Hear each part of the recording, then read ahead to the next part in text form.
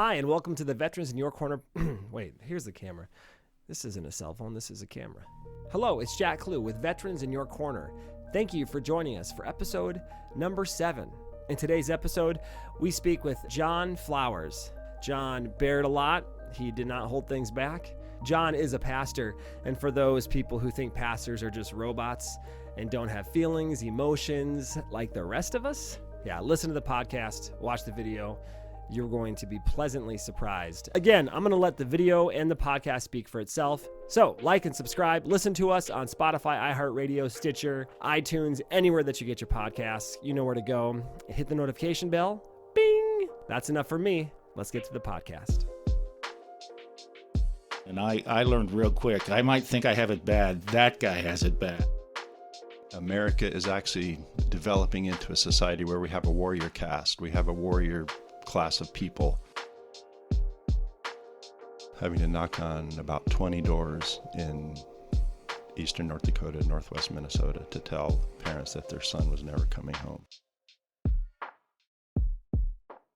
So, no, we're going. So everything's recording now. And Well, this is what I don't know what episode we have here. well, you know what? The episode numbers, they're kind of all over the place because we don't necessarily do them in order. Oh, okay. You Well, know? anyway, today we have in my office is John Flowers, a friend of mine and also a colleague in the ministry, and is a veteran, retired Air Force colonel Yes. of the Air National Guard of North Dakota. And he's with us on our Veterans in Your Corner podcast that we have every week. And we've got, I think, the month of February already booked. John, if you know somebody, we're interested in getting them here. Okay. What we're trying to do is educate the public on the military veterans experience. So that doesn't mean there has to be terrible stories. It's just generally in their overall experience. Yeah. And we're also interested in the experience of spouses, and if anybody's willing, their children. In fact, I want to get my grandson and interview him because both of his grandparents, me and his other one, are veterans, and just to get them, we want to educate people on what that is, and then also be a resource to people on where they can go to get help if they need to. And so why don't you tell us a little bit about yourself? The church you pastor is where? Okay, Pastor Living Hope Baptist Church in West Fargo. And you've been doing that for a while. Doing that, so I founded the church with my wife and family in 1990, so we've been here for almost 30 years now. Wow, yeah. Yeah. Started out in the North Dakota Army Guard for 11 years as a battalion chaplain in engineer battalions. It's your Army. Army, yeah. And then I transferred to the Air Guard in 2001, so I finished up a 27-year career, 17 years in the Air Guard. So I did not know you were in the Army. Tell me about your Army times. Army times, fun. How old were you? What was going on? Actually, I was 33 when I joined the Army as a chaplain, direct commission as a chaplain. And they sent me to Fort Monmouth, New Jersey for training. And I was immediately assigned to the 142nd Engineer Battalion here in Fargo, heavy equipment operators and vertical construction people. And I just had a blast being a battalion chaplain. Yeah, it's fun. It is. And we deployed 3 times to Central America to do huge construction projects down there. The North Dakota Guard was involved with Guatemala, Honduras, and Panama in the late 80s through the 90s in huge community development projects. And so obviously the engineers were really involved with that. What is a battalion? A battalion is in the Army, that's about 600, 700, 800 people, commanded by a lieutenant colonel. It usually has four what they call companies. Each company has about 150 to 200 people. So a battalion is kind of the smallest unit that a battalion. It's the smallest unit that a chaplain would be assigned to. So basically, you're the pastor for 600, 700, 800 people. So the battalion is made up of multiple companies? Correct. Yeah, 3, 4, maybe 5 companies. Okay. And do those companies have names? Like, so if I was in the military, in the army, it's they're lettered ABC. Okay. There's an Alpha, Bravo, Charlie, Delta company, and a battalion usually has a headquarters company also. When did you go to Fort Monmouth?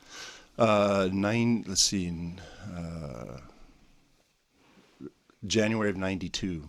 And did you do phase 1 and 2 at the same time, or did you just do phase? I did my phase 1, and then the phase 2 I did by correspondence course, which was kind of a useless way to do it.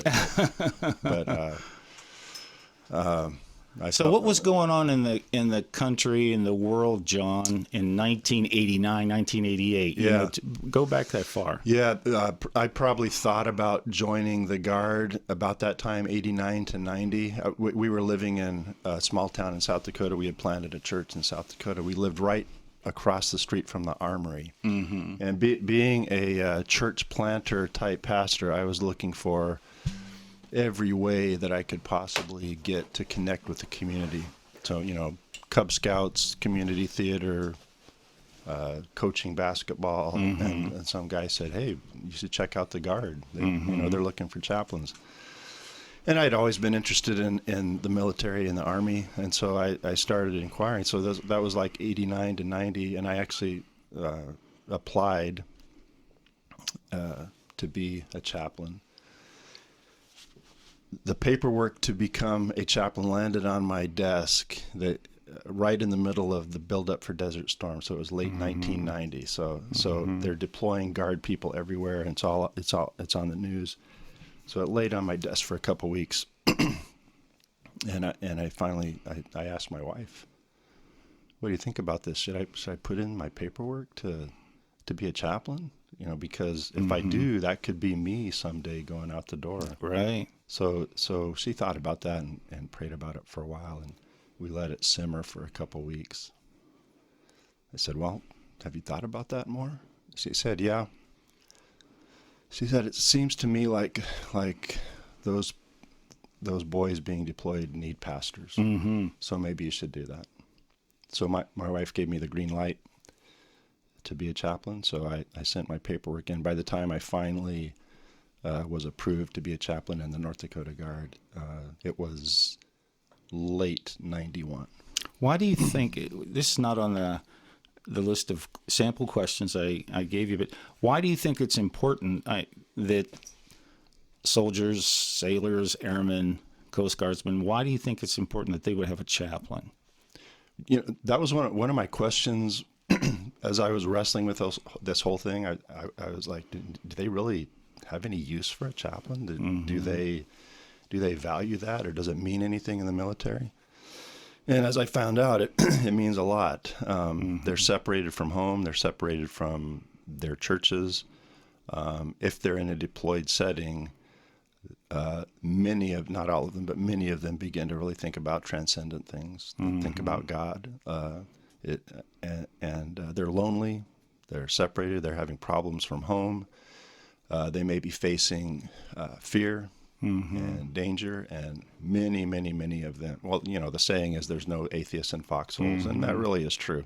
A lot of them really reach out to God, and from the federal law perspective, the federal government says we are taking these soldiers and sailors and airmen away from clergy so that they cannot attend church. So we need to provide a way for them to have religious services. Yeah, and I'm very grateful for that. Yeah. So you were in your late 30s when you went on.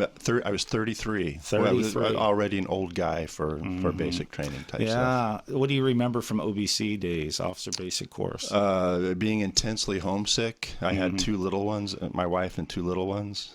So I couldn't believe as a 33-year-old I was pining for home. I was just really homesick. I know. I was also one of the other, I guess it's a minor emotional thing, but I was a pastor. I was a respected member of the community. I was Pastor John at home, and at OBC I was just a worm. I was just a nothing, which right. I expected. One among many. Yeah, but it was still weird. It was strange. I remember being it was in New Jersey in January. I remember falling out. One of the first formations we had, I fell out in the morning, and it was about 32 degrees, 33 degrees. And I was out there in just my BDUs without a coat. So I got hammered for not wearing a coat because they thought I was trying to be tough. Oh. I'm just from North Dakota. It's yeah. just not... We don't put a coat on until it's below zero. Yeah. Is 33 old to join, but is 33 young for a chaplain?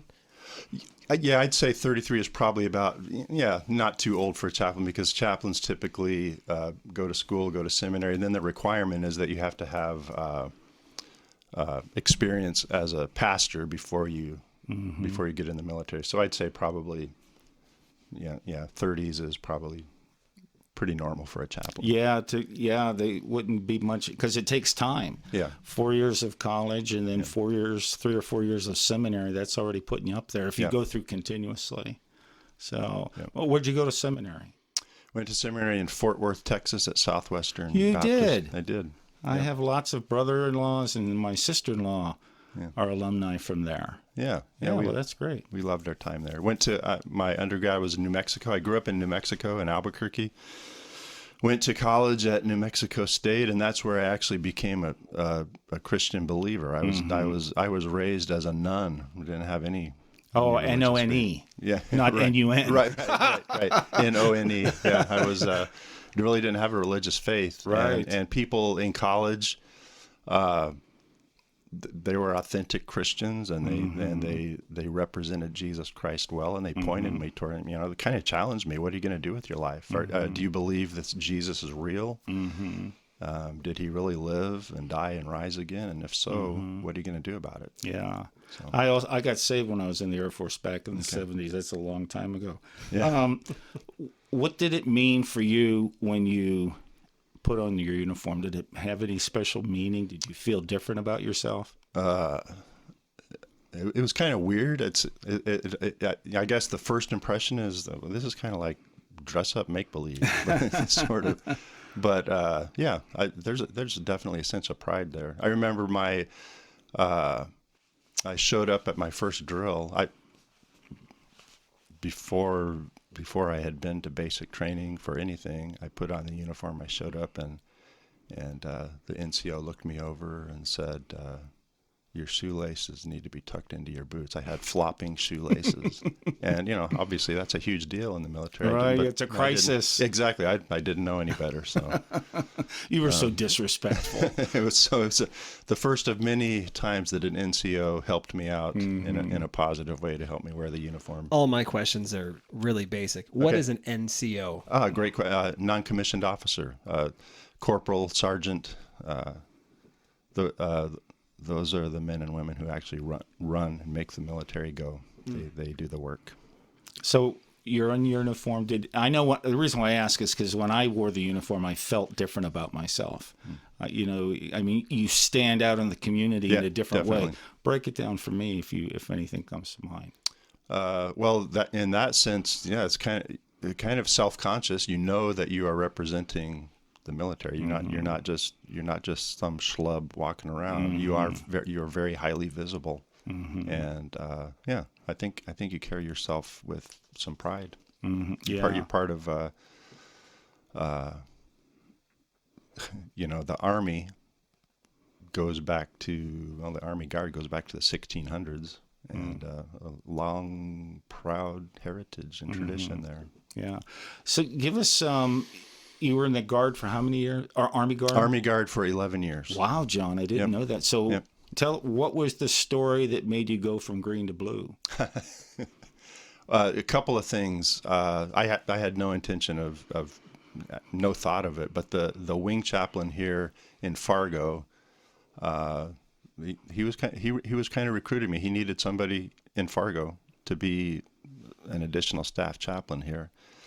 And at the same time, I was getting to the point in my Army career where I was going to have to drive to Bismarck for drill, which I was willing to do, but it was going to be a little bit of a hassle while pastoring a church. And at the same time, I was working my way through a huge stack of correspondence courses that were, probably a 4-foot stack of courses.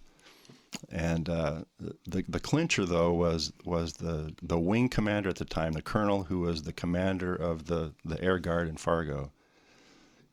He took me out to lunch and said, I understand that Chaplain Z is trying to recruit you over to the Air Guard. I said, yeah. And he said, well, I would appreciate it if you would pray and ask God to direct your paths because we could use an evangelical chaplain in the Air Guard. Mm-hmm. That's the first time that a commander had ever asked me to pray about something. Right. So that really turned my head. And so it was a really hard decision. I think I'm kind of, when I'm comfortable with something, I don't like to change. I was really comfortable with the Army. I didn't really feel like changing. As it turned out, it was a huge transition, but I did make the jump.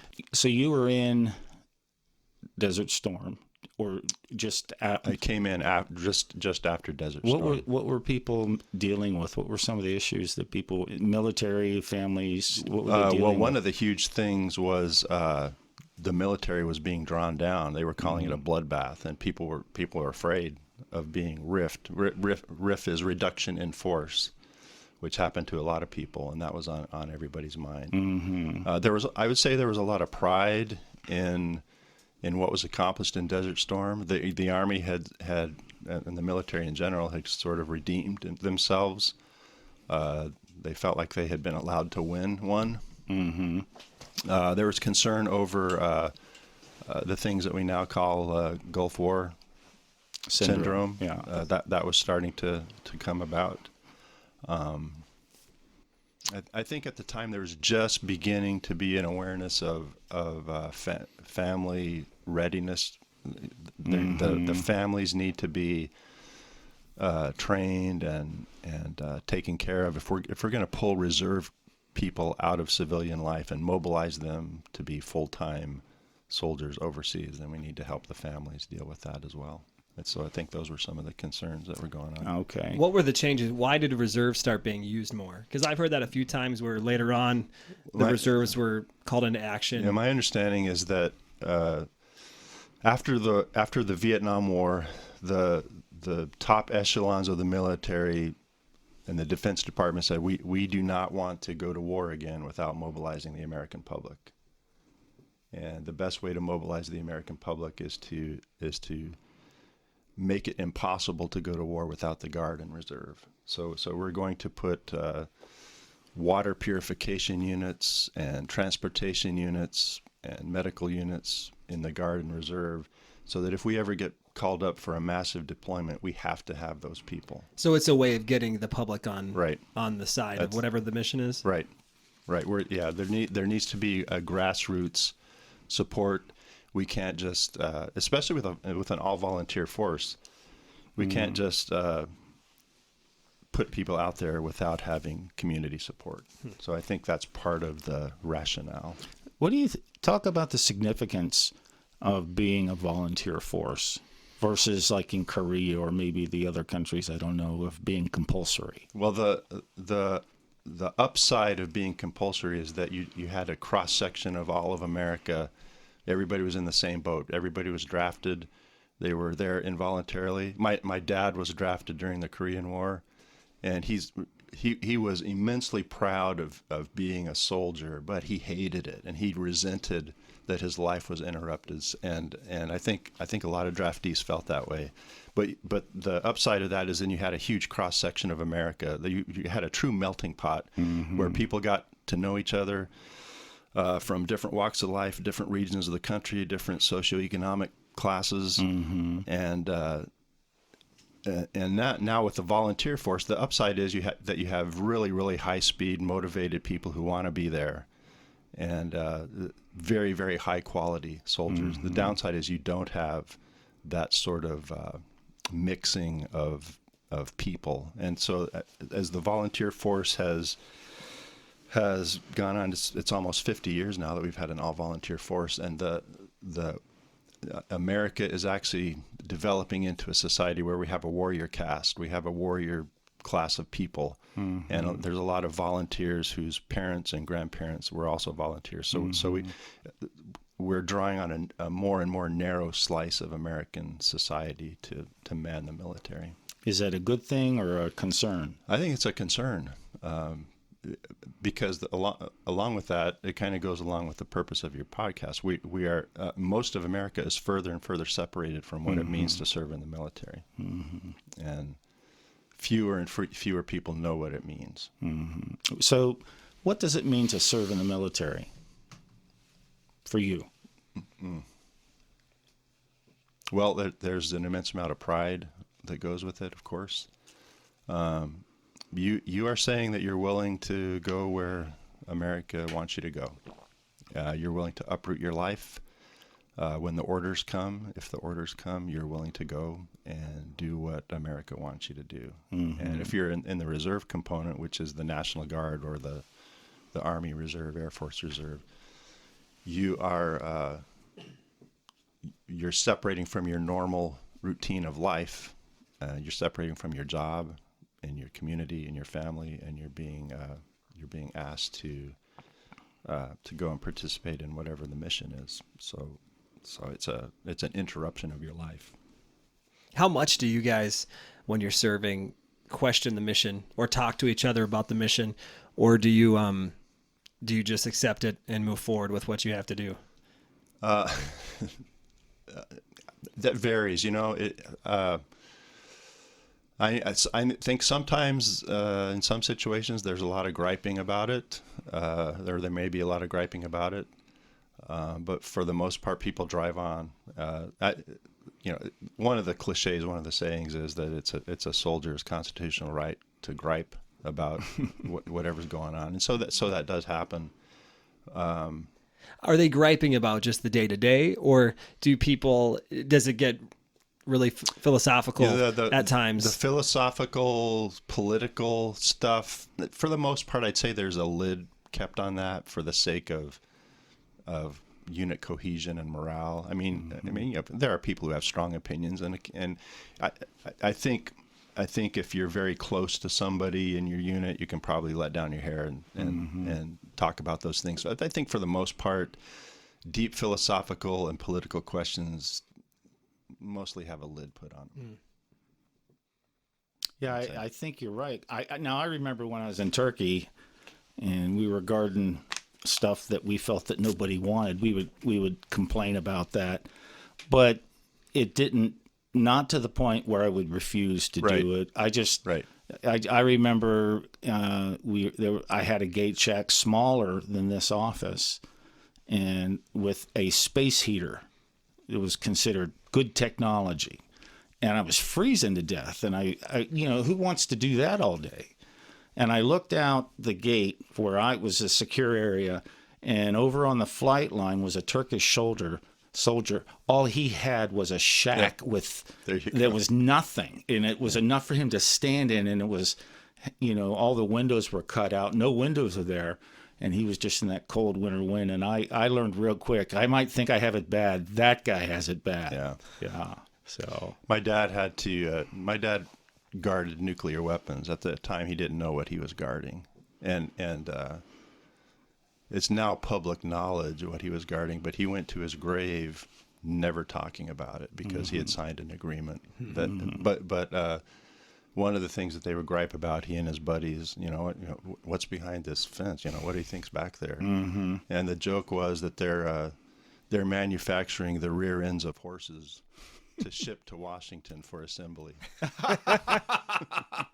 Oh, how timely of a comment for these days, huh? Yeah. So there's that kind of joking and griping, I guess. So you went into the Air Force. How different were the early days? So you were, how different? Because I know the uniform's different, the structure's different. Yeah, I would say it was culture shock. The Army is much more, even in the Army Guard, much more structured, The Air Guard is a more flexible, laid-back organization, and when I say that, I don't mean to say lazy or undisciplined. It's a different mentality. If you're a combat engineer, platoon leader, for instance, you got 30 guys, and you got 30 18-year-olds, and you're responsible for them accomplishing this really difficult mission. Usually it's like a breaching operation or a demolition operation, blowing through a minefield or a wire barrier or something like that. And you have to have really a high level of control over all of those 18-year-olds so that they're doing exactly what they're supposed to be doing. In the Air Guard, you have more... in the Air Guard especially, you have older people who are more technically trained to do these really complicated tasks like maintenance on a jet airframe or something like that. And those guys have a lot more internal control so I would say there's a lot more self-discipline for a 30-year-old Air Guard guy who's turning a wrench on a jet than there is an 18-year-old kid who's crawling through the wire. So, Now, what do you remember about? And Bruce was here, I guess, a month ago, 3 weeks ago, and we were talking about the friendly banter or competition between the branches. So you, like, I also was Air Force, but I went Army. You were Army and went Air Force. How did you handle the banter? I mean. The Army colleagues that I left behind in the North Dakota Army National Guard, they never let me forget it. I've taken crap from them for 27 years, or 17 years or whatever. I think the banter, the good-natured banter, is fun. That's one of the things that American military people enjoy, giving each other a hard time. And here's a kind of a real deal. My first big thing in the Air Force was I deployed to Hurricane Katrina, and it turned out that was really my only real world deployment in the Air Guard. And I deployed with our civil engineer squadron, and we were responsible for building and maintaining a base for all the other troops that came. Hurricane Katrina actually ended up being the largest mass movement of troops since D-Day. Wow. Is what happened to Hurricane Katrina. Tens and tens of thousands of troops massing in the Gulf region over just a period of a few days. So we ended up at an Air Guard training base, and they put us in a dormitory. All the Air Guard people were in a dormitory. The bottom floor of the dormitory had been flooded, so they had ripped the carpet out. So our biggest hardship, this dormitory had showers, flush toilets, air conditioning, cable TV, but the carpet had been ripped out, so the floor was sticky. So you're struggling. So that was our big thing. This is my first thing since changing from the Army.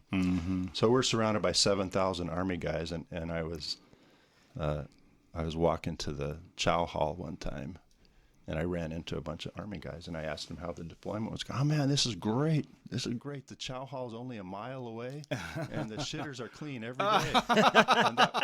and that was their perspective. And they were living in non-air-conditioned tents. And so, that's a difference between the Air Force and the Army. That's a great story. So as a chaplain, it's an interesting thing, because as a chaplain, if you're an Army chaplain, you are with them in the suck. Yes. You're in the dirt and the mud. If they're living in unair-conditioned tents, there you are with them. So it's really an opportunity to bond with people. Yeah, you're part of it. Yeah. You got the jersey. Yep. Yeah. From that perspective, it's being an Army chaplain is really cool. How do they feel about an Army chaplain? You said that you realize that they do need you. They need the service that you provide. When they see chaplain, or they see the chaplain coming, do you have an idea of what the consensus feeling is about that? I would say there's a small minority of soldiers who just hate the chaplain, don't want to have anything to do with the chaplain for one reason or another. For one reason or other, they may be bitter toward God or toward clergy.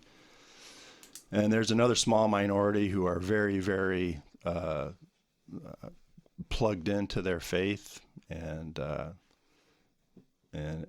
they may be so plugged into their faith that they don't want to have anything to do with you because you're not the same brand of Christian that they are, the same brand.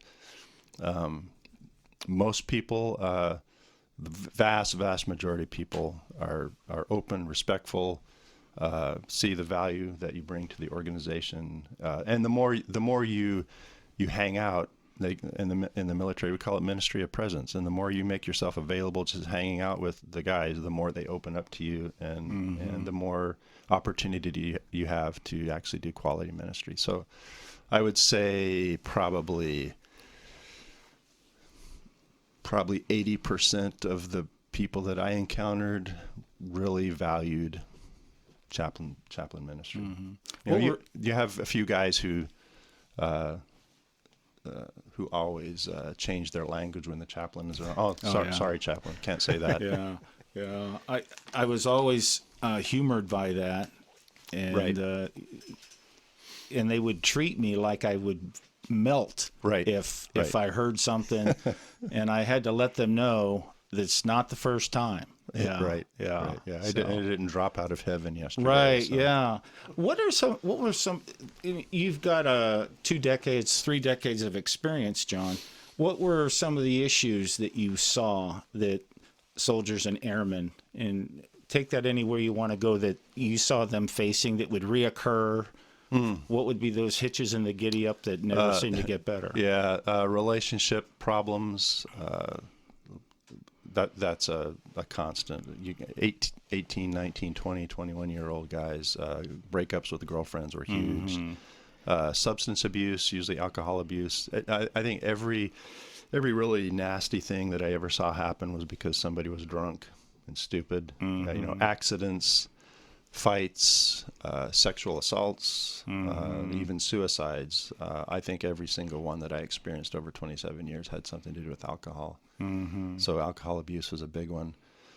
Of course, starting in the mid-2000s, the suicide rate started to spike, and that became a huge concern. I don't remember that being such a huge concern back in the 90s.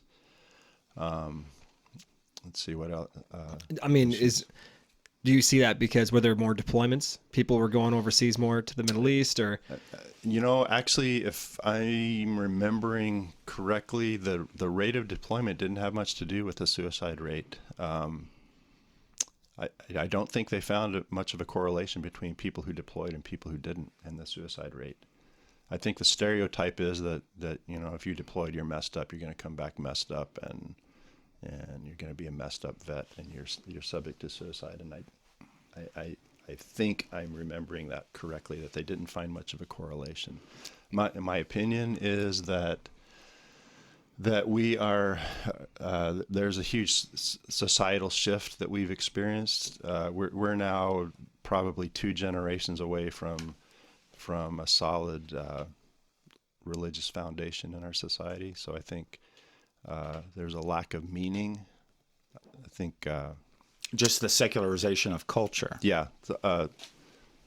Joyner wrote a book called Why People Die by Suicide, and he talked about the factors that have to come together for somebody to actually pull the trigger. And one of them is a sense of meaninglessness or uselessness. And that sense of meaninglessness or uselessness, that's answered by faith. And we have a massive loss of faith. And I guess that's my observation, that as one of the keys to the suicide problem. I think as the years went on in my career, there were just more and more young people who just had no spiritual foundation whatsoever. Yeah, because meaning making helps us make sense out of what's going on. Right. And when we don't have that as a foundation, if that's not in the fiber of our food, right. I mean, yeah, I see the anxiety so going you higher have and higher. Like somebody who's deployed to a war zone, and they don't have any kind. Either they have zero spiritual foundation, or the other problem is you have young soldiers who have a very immature concept of God. Like God is God's like a great Santa Claus in the sky who's going to give everybody everything they want. And so then when they bump up against a horrible, ugly, nasty tragedy that will happen in a combat zone, a lot of times they'll lose their faith because they were taught an immature faith. Well, and that it's insufficient to carry the day at a time of war. Yeah, I agree with that completely, and I've seen that done hundreds of times. And so they jettison this Jesus thing or this God thing, church thing. Well, that's for children. Yeah. It didn't work. Yeah. How would you handle that when that would come across? Well, one of the things we started doing in the Air Guard was we started talking about building resilience before. Left of the bank, before the crisis event happens, you start building strong structures in that person's life so that they can withstand the crisis when it happens. And so start talking about wrestling with things like tragedy and why things happen.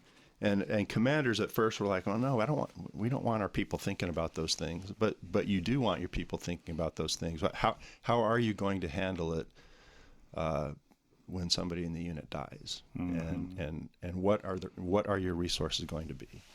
And do you really think it's realistic that you're going to deploy with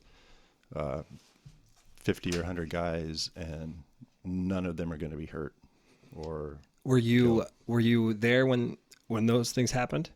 Have you been there in the... My experience with it, I was never deployed to a combat zone. So my experience with all of that is having to knock on about 20 doors in eastern North Dakota, northwest Minnesota to tell parents that their son was never coming home.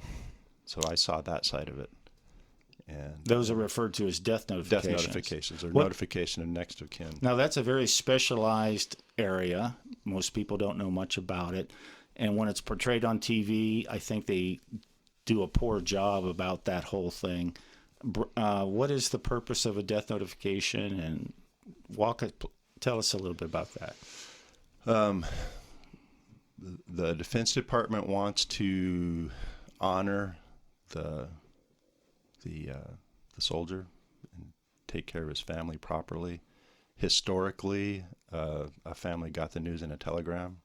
I think that's the way that the news was delivered during World War II. So families of deployed soldiers were terrified of a telegram coming because the War Department was informing you that your son was dead. And I believe, if I'm remembering correctly, a more careful and humane process of notification started happening during the Vietnam War. You may know more about that than I do, Zach. Well, I do. The movie that comes to my mind that gets that idea of telegram was We Were Soldiers. Yes. And Mel Gibson, he's the commander, and his wife is receiving these. Yeah. Right. And the wife and a couple of other wives have to go around delivering these telegrams. That captures that very well. So somehow the process evolved of having a death notification team, usually a senior non-commissioned officer or an officer and a chaplain, dress up. Did you guys know each other?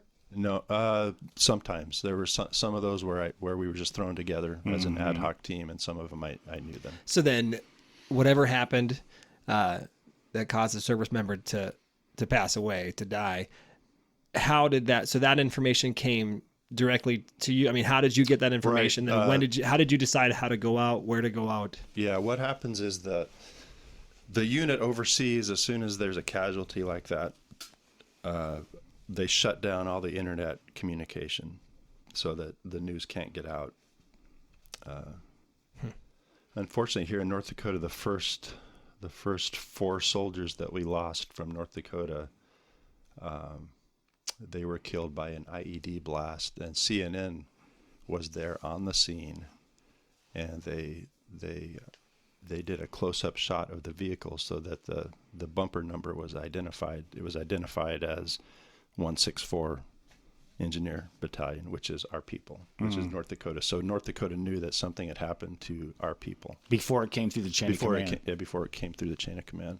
But anyway, the intent of the chain of command is to stop communication so that nobody will hear about it until the family is notified. So the communication goes from Iraq or Afghanistan to the Army Casualty Notification Center, which it was at Fort Carson, Colorado, and Colorado Springs.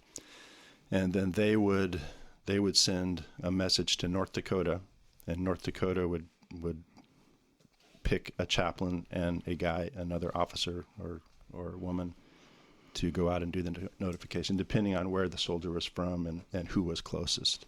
And I imagine the purpose for controlling the communication was so that they get it right. Yeah, right. Yeah. Well, and we were talking about how the families felt when they got a telegram. How did you feel when you got that Tapped. Tapped for service for that? How did I feel? Scared, nervous. There was a period in 07 and 08 where it was happening like clockwork. Every month or so I was getting one of these, and I started to feel very angry about it. I was mad. I was angry. One time I came home and I had just got a call. You need to come into the armory. We're going to do a death notification. So I came home to put on my dress uniform.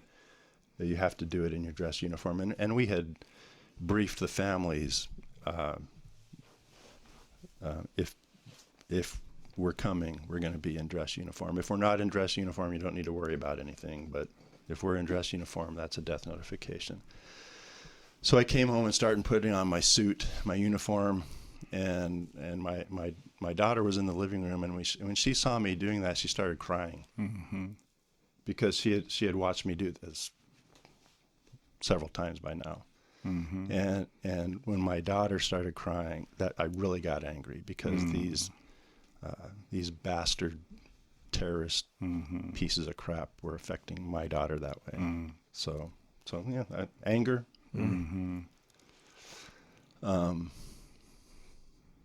It's how did you manage that so that you could still go do what you got to do? Well, at that particular time, I was making my. How did I manage it? I threw a. I eat ice cream. I don't know how you manage it or pray. I was making myself a sandwich, and the mustard wouldn't come out of the jar. It was a plastic jar of French's mustard, and I heaved it against the wall. I was throwing it in the trash, but I hit the wall, and it exploded mustard all over the wall. So that's how I dealt with my anger. Well, and I say this facetiously, and I've said this to hospital directors of VAs of many years that I worked there, is chaplains are people too. Right. And we get this idea that chaplains are insulated. They have this seventh sense that lets them rise above it. And so you and I have ministered together for a long time. You brought me in and I shared with the chaplains. This does change. How do you think for yourself, John, and take it as far as you're willing if you want, how did it change you theologically? How did it change you, I think, in terms of the way you feel about oughts and shoulds and safety? Play with that. How did it change? Or did it? One change that comes to my mind pretty quick is that over the years, 3 or 4 of those death notifications that I did were suicides, and that made me the most angry because there was a particular depth of grief and loss that I noticed in those families, and I was really roiled with that, and why did these guys take their own life? And I was very angry toward them. And I evolved. I think I evolved over the years to realize that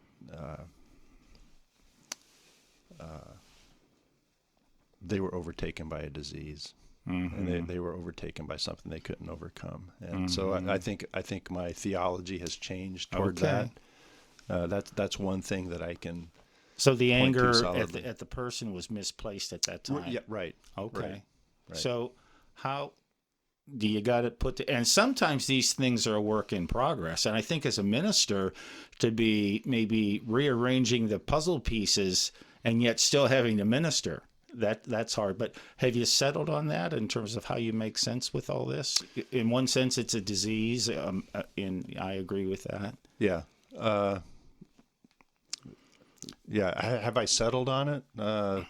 I guess I don't know if I've settled it. I'm more at peace than I was. I'm not riled up by anger over it. I'm just I guess I'm more maybe I'm more content with letting it be a mystery, and I don't know. I can't figure it out. I don't know what the answer is. When I hear I was angry, I was this way, is it a time heals all wounds thing, or what did you do to get past that anger, or what are you doing, or I think time heals all wounds. There's truth to that. There's a lot of truth to that.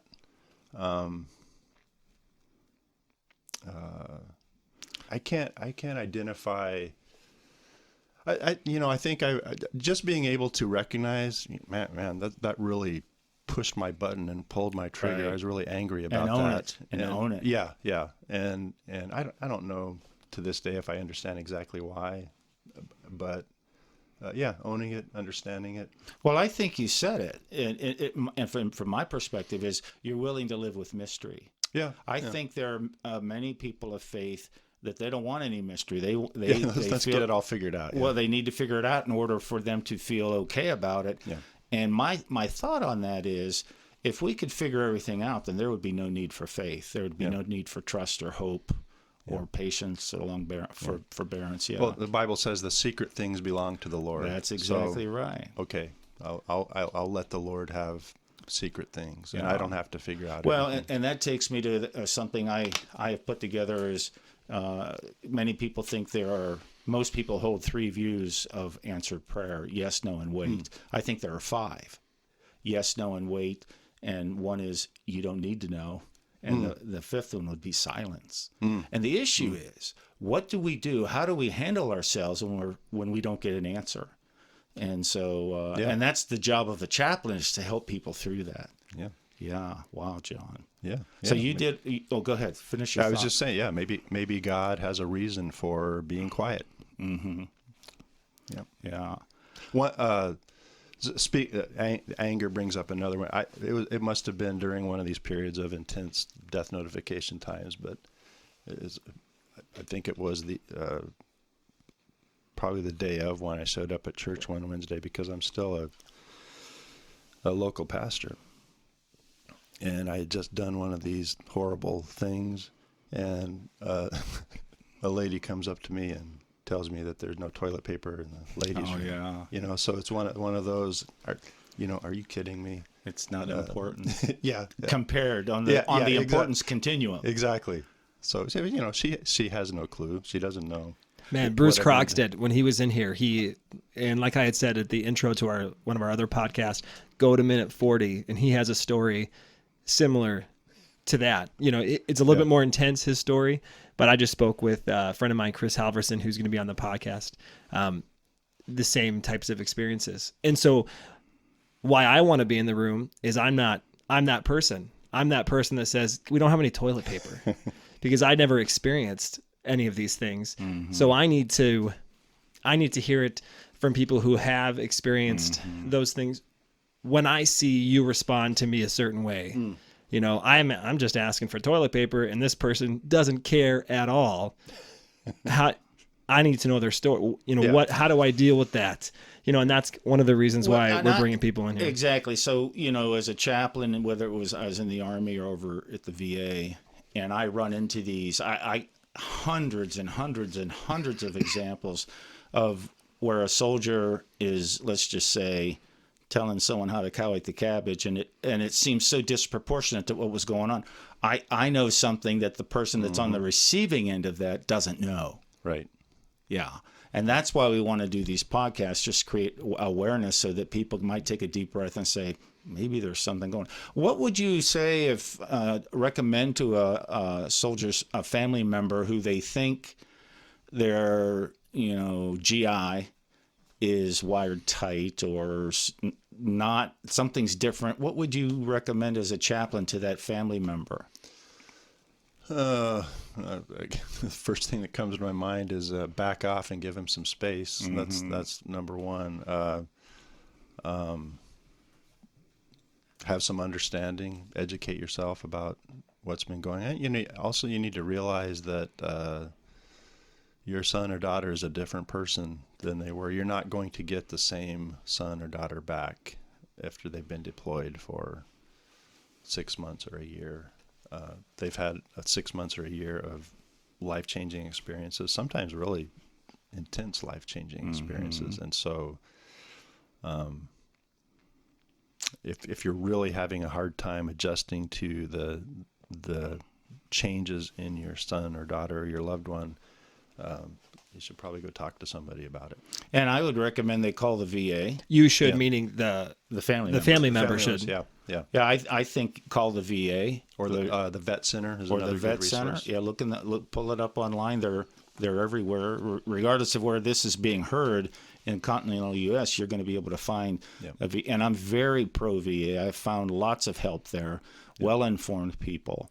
So Agreed. yeah, so I think that's good, and I would recommend the family member can call, because there's help available for family members, even if the GI doesn't want to be involved. And don't push. Don't push what? Don't push the GI or your loved one. Right. They're going to have to come to a resolution. If they're struggling with deployment issues, they're going to have to come to a resolution themselves. It's not going to help for you to get in their face. Right, and I think we've learned over time that giving them the space is what's needed. Right. And obviously there's other things that's needed clinically, but at the moment, and then finding a pastor or a church. Now tell me about, what do you think the average church person would benefit from knowing to help other dependents? Well, we put together a whole briefing for churches, and I can't remember much of it right now. But we had a thing that how we trained clergy. Sorry, Jack, my mind's a blank as to what we had on that. Yeah, well, I'll help you out. What I'm thinking is first of all, to normalize the situation. What they are seeing at home is normal for the experience, and then if the GI doesn't want to go get help, you can go get help.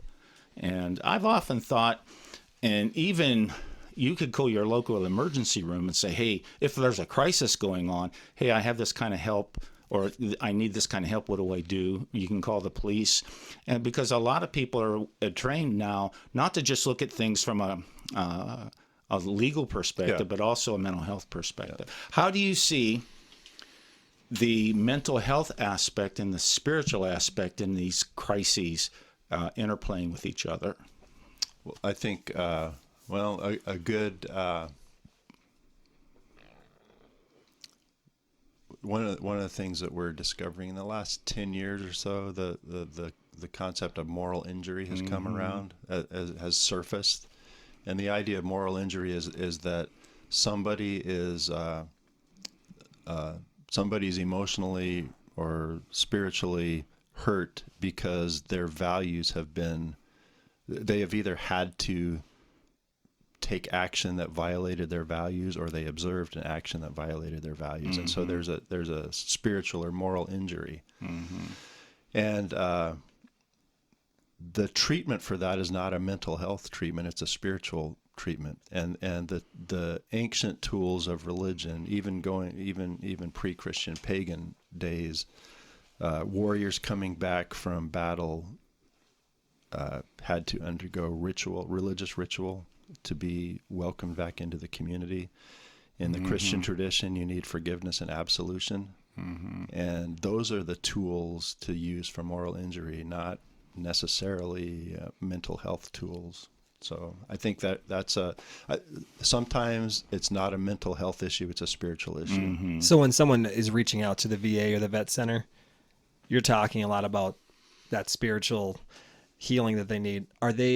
What kind of things are they offering at those places? Are they offering the VA has a moral injury small group. I'm not sure if the vet center does. They may as well. I don't know what, but if they don't know, they know where it would be. So they're going to touch on that. Right. Everything. They're going to. Well, yeah, the VA. You're going to go to the VA. You're going to get medical help. If it's psychological help, if it's psychiatric help, it's there, and they have a very good assessment process to help diagnose and define, what's going on. What I really like, I don't, because I've been retired, I don't remember the name of the program where they bring in family members and provide help and care to them. Now, you might not have an answer to this, but do you have an example of a service member who you dealt with? Obviously, we don't want names or specifics, but that you dealt with it was in the grind, in the muck, and didn't see any way out, but came through it, and now they're living their life in a different way. Oh, yeah. Numerous. I can think of numerous examples of that. So, there's hope. I've known and talked to and dealt with and worked with people who were really disturbed or messed up or troubled, and I guess that's another message. There's hope. Jack, you mentioned a while ago that time heals all wounds. So there is an aspect of that that's true, and not just passage of time, because people also do. People have received counseling. People that I know have gone for counseling and have benefited from it greatly. So, yep. How are we doing on time? 60 minutes. Oh, we're there. So, John, the title of our broadcast is Veterans in Your Corner. Does that, what would it mean to be in a veteran's corner? What do you see? And I'm envisioning kind of like a Rocky movie, and he's in the boxing ring. Well, you have those people in the corner that are there to provide support. Tell me, why do you think veterans would benefit from people being in their corner?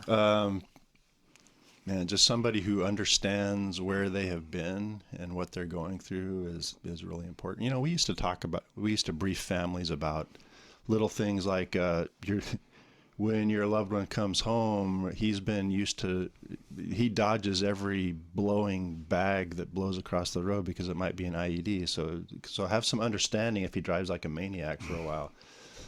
He has spent a year putting on the same clothes every day, so he might have trouble deciding what to wear. He walks into a supermarket and he hasn't had to pick his food for a year, and he might be overwhelmed in a supermarket. So it's just understand stuff. Imagine what it's like to walk in his or her boots. To me, that's what it means being in your corner, understanding. How about just giving a damn that these guys have been deployed? I mean, a lot of people don't even know. We're still in Afghanistan. What? What's going on in East Africa? What's the Horn of Africa? What are we doing? Have some. You have sent them over there. Have some understanding of what America is asking people to do, and that there are people. This is one of the things that that family members suffer with.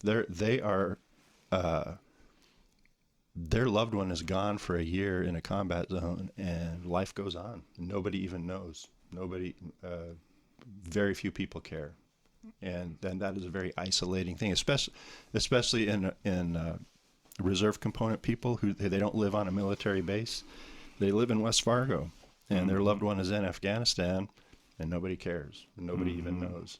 So have some understanding, have some knowledge, maybe educate yourself, have some respect. And we talked about this last week. someone said when I don't like it when someone says thank you for your service and they don't ask me about my service. They just thank me for, and so, and I feel we don't want to blame people for something they don't know anything about, which is why I like the podcast, just telling stories. Yeah. And I'm thinking maybe eventually we should put together a list of current active roles of the military, what's happening around the world. Missions, It'd be just yes. kind of interesting to just go through a list, read them off just one time, and just if people want to That's look a them good up, idea. they can have an idea of what's going on. That's a Yeah. really good point that you make, because I think I'm pretty good at asking people questions, but then I never follow up. I don't know where they're at. Well, I know when don't we know. came back from Panama, our last 36 hours in Panama were crisis. It was not good. Yeah, right. And I was with my family, and it was pretty scary. And here we are landing, go through Houston or San Antonio. I think we went through Houston. There Nobody- you are. Total disconnect. All Nobody you are knows. is just one among many getting off a plane. And it was a commercial plane. Yeah. And I'm just thinking, and my wife and I, we hadn't slept in 3 days. And there we're meeting with our family, and it's just, it's so nice to have you back, And I'm thinking like, my goodness. Yeah. Did we just go through that? Yeah. And the interesting thing is nobody asks. And so, and my hat's off to them. They had no idea. Which I think, again, is the role of a chaplain, learning to be an active listener, learning to ask questions more than the need to give answers. Oh, yeah, definitely. And I think the scripture teaches there's a time and a season for everything. And my motto has been, do you know the right time? And will you take the time? Will people take the time to take the time? And in America, generally, time is something we don't want to take. We don't want to.